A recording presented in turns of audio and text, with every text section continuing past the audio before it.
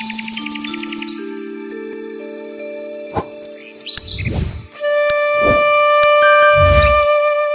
Series video হচ্ছে যেটা গাছের পরিচর্যা।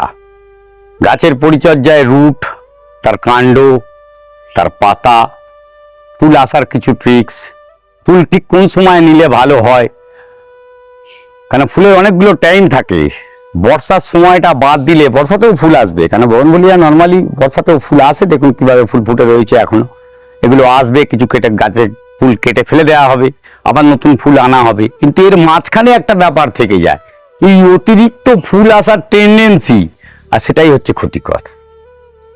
গাছ কিছু কিছু গাছ রিপিটেড ব্লুমার। আমরা অনেক গাছকে বলি এটা ফুল হয় না, রিপিটেড ব্লুমার নয়, কিন্তু পরবর্তীকালে দেখা যায় কিছু গাছকে আমরা একটা জায়গায় রেখে দিয়েছি, সে তার মতন একটা, যেটা মাইক্রো ক্লাইমেট বলা হয়, সেই ক্লাইমেটটা প্রপারলি অ্যাবজর্ব করে নিয়েছে সেই জায়গাটিকে।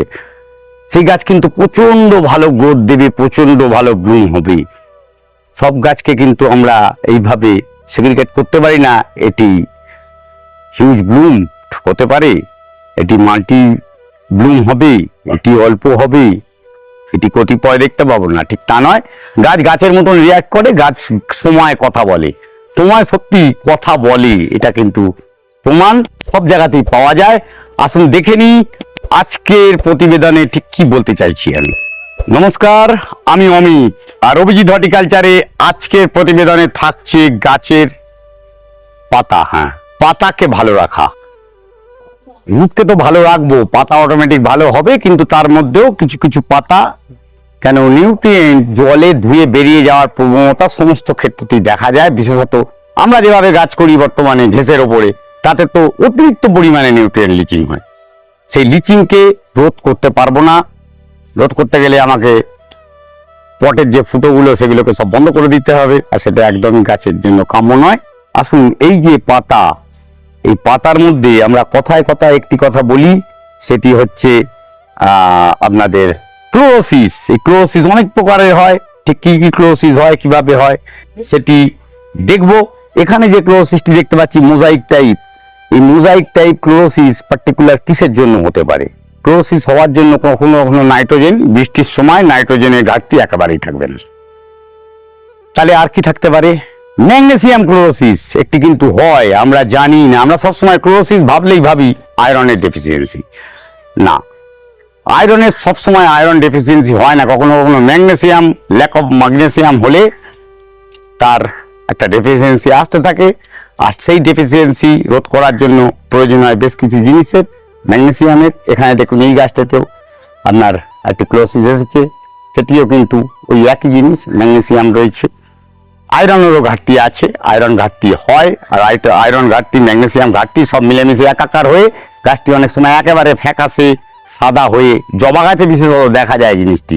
একটি জবা গাছ দেখাবো, আসুন। ক্লোরোসিস নিয়ে কথা বলতে গেলে জবা দেখানো সব থেকে মনে হয় অ্যাকচুয়ালি যেটা প্রমাণিত করা যায়। ক্লোরোসিস হলে অনেক রকম হয়। দেখুন এখানে পাতা কার্ভ হয়ে গিয়ে ওপর দিকে উঠে গোল হয়ে রয়েছে।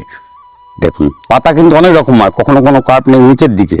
এই নিচের দিকে যখন কার্ভনেস হয় সেটা কিন্তু নর্মালি ছত্রাকজনিত কোনো কিছু বা কোনো রকম আপনার ইনসেক্ট অ্যাটাক করলে হয় অনেক সময়, সেগুলোর জন্য পেস্টিসাইডের ইউজ করা হয় বা অন্যান্য জিনিস যেভাবে যে ইউজ করে গাছটিকে ঠিক করে।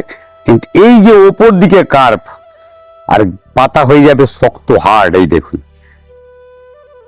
পাতা কিরম ভাঙছে দেখেছেন? যদি কচি সুন্দর পাতা হয় এইভাবে ভেঙে, এই মোজাইক নেসও থাকবে না।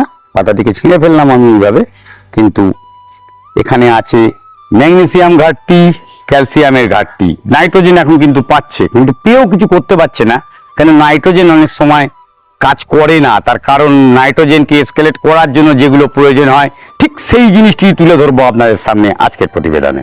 এই গাছ করার সময় আমরা অনেক কিছু চিলেটের আয়রন ইউজ করি, কিন্তু সেখানে আয়রনের প্রয়োজনই হয়তো নেই। আমরা ম্যাগনেসিয়াম মুটো মুটো, মানে এপসাম সল মুটো মুটো ইউজ করি, প্রতিবারেই খাবারের সময় কিছু করে ম্যাগনেসিয়াম দিই, কিন্তু সেই ম্যাগনেসিয়ামও গাছে কাজে লাগে না, হয়তো ধুয়ে বেরিয়ে যাচ্ছে। অথবা কখনো কখনো আরো সাপ্লিমেন্টারি কিছু থাকে, মোবিন ইউজ করি আমরা, অ্যাগ্রোমিন করি, অ্যাগ্রোমিন গোল্ড করি, অ্যাগ্রোমিন ম্যাক্স করি। এরকম প্রচুর অ্যারিস কোম্পানি প্রোডাক্ট তৈরি করেছে, সেই প্রোডাক্টগুলো ইউজ করি আমরা সময় মতন। তারপরেও কিন্তু গাছের এই ডেফিসিয়েন্সি। তার জন্য নজর দিতে হবে গাছের রুটের দিকে। হ্যাঁ, এখানেও কিন্তু রুটের ফ্যাক্টরটা রয়েছে, রুটের দিকে। গাছের রুটই নেই, তার রুট ডেভেলপই করেনি, তো পাতা অটোমেটিক সাদা হবেই, কেন তো খাবারই পৌঁছতেই পারে না। গাছ যে অসমোসিস হয়, গাছের গোড়ায় খাবার এখানে জল দিই আমরা, সেই জল ধীরে ধীরে এই কাণ্ডের মাধ্যমে এখানে যে জলটিকে পাম্পিং করে তোলা হয়, তার জন্য প্রপারলি কোষগুলো বিভাজন যদি হয়, তখনই কিন্তু গাছের এই সব ডাল পাতায় গিয়ে খাবার পৌঁছয়। খাবার বলতে নিউট্রিয়েন্ট পৌঁছয়, খাবার কিন্তু তৈরি করে সেই পাতা। যার গাছের পাতা যত সবুজ, যত সুন্দর, সে তত ভালো সালোক সংশ্লেষ করতে পারছে। আর পাতা পরিষ্কার পরিচ্ছন্ন থাকলে সালোক সংশ্লেষ আরো ভালো হয়। পত্ররন্ধ্র সুন্দর পরিষ্কার রাখার দরকার হয়, আর সেই পত্ররন্ধ্র কখনো কখনো ধুয়ে দিয়ে। বৃষ্টির সময় আমাদের গাছ ভালো হয় কেন? কেন পত্ররন্ধ্র যেমন ধুয়ে যায়, অতিরিক্ত খাবার মানে নিউট্রিয়েন্ট, যে নিউট্রিয়েন্টগুলো বৃষ্টির জলে একদম ভরপুর থাকে, নাইট্রোজেন শুধু নয়, অনেক রকম নিউট্রিয়েন্ট যেগুলো মাইক্রো ম্যাক্রো সমস্ত নিউট্রিয়েন্ট বৃষ্টির জলে গাছের গোড়ায় আসে।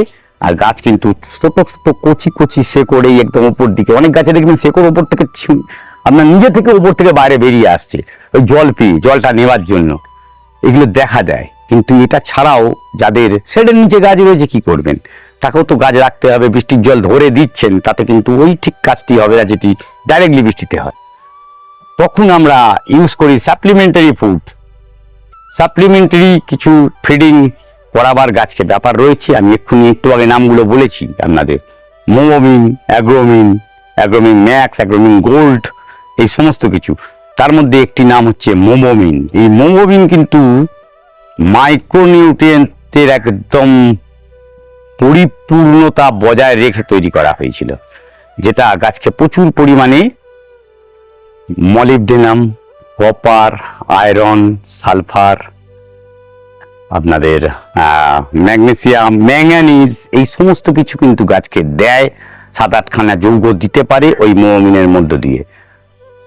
আয়রন যেমন মোমোমিনে আছে, তেমনি আছে আর একটি জায়গায়, সেটি ওই অ্যারিজেরি প্রোডাক্ট ফেরোম্যাক, বারবার নাম করি আমি ফেরোম্যাক। এই ফেরোম্যাক নামটি কি করে এলো? ফেরোম্যাগে ফেরাস মানে ফেরিক, সেখান থেকে আসছে এফিটা, ম্যাগনেসিয়াম থেকে ম্যাগ আসছে। বাকি কিন্তু আরেকটি নাম যেটি আমরা আলোচনাই করি না, আলোচনার বিন্দুতেই আসে না, কিন্তু সেটি ছাড়া গাছ ভালো হতে পারেই না। আমরা যে নাইট্রোজেন ইউজ করি, আমরা ইউরিয়া ইউজ করি। ইউরিয়াটা কি? Ammonium sulphate. এই তার মধ্যেও কিন্তু কিছু পরিমাণ সালফার থেকে যায়। এই সালফারটা থাকে বলেই অ্যামোনিয়াটা কাজ করে নাইট্রোজেন ফর্মে এসে। তেমনি আমরা ক্যালসিয়াম, ক্যালসিয়াম সালফেট পাওয়া যায়।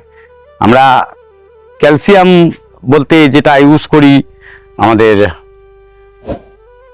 ক্যালসিয়ামের যে দানা ইউজ করি, সেগুলো যতখানি ক্যালসিয়াম নাইট্রেটে যত না কাজ করে, ক্যালসিয়াম সালফেট কিন্তু তার থেকে বেশি কাজ করে গাছে। কেন? এই ক্যালসিয়ামকে গাছের পাতা অবধি পৌঁছে দেওয়ার জন্য, রুটকে অ্যাবজর্বের জন্য প্রয়োজন পড়ে সালফারের।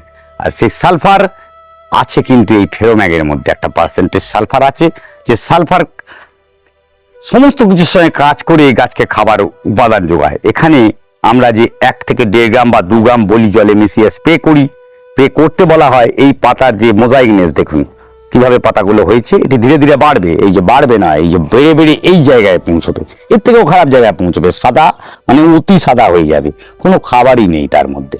আমরা অনেকে পিঞ্চিং করে ফেলে দিই, কিন্তু আলটিমেট তাতে সুরা কিছু হয় না। আমি এই গাছটিকে পুরো পুং করে পিঞ্চ করে সব পাতা কেটে ফেলে দিতে পারি, নতুন পাতা গজাবে যদি তার মধ্যে এই যে পার্টিকুলার যৌগগুলো বলছি যদি বিদ্যমান থাকে মাটিতে, তখনই কিন্তু সুন্দর পাতা, এরম সবুজ পাতা গজিয়ে সেটি সবুজ থাকবে। দেখুন সবুজই গজিয়ে ছিল, এখন আর সবুজ নেই। এই সবুজ থেকে বিকৃত হতে বেশি টাইম লাগবে না, সবুজই গজিয়েছিল, কিন্তু এখন আর সবুজ নেই।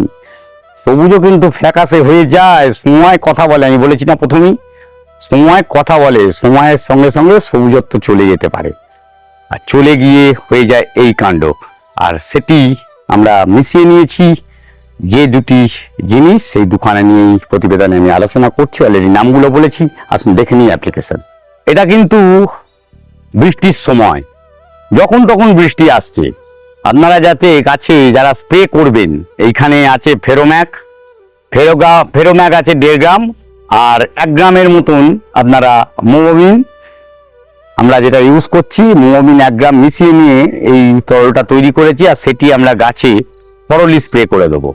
এটি রুটেও দিতে পারেন, রুটে দিতে পারেন না তা নয়, রুটেও আপনারা ইউজ করতে পারেন। যারা অন্যান্য গাছে যেভাবে দেন রুটে সেইভাবে ইউজ হবে।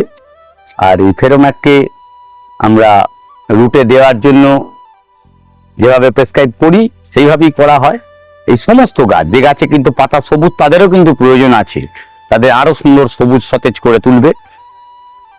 এই দেখুন একদম পাতায় ধরে নিচে থেকে উপর অব্দি যতখানি পারবেন সুন্দর করে গাছগুলোকে দিয়ে দেবেন।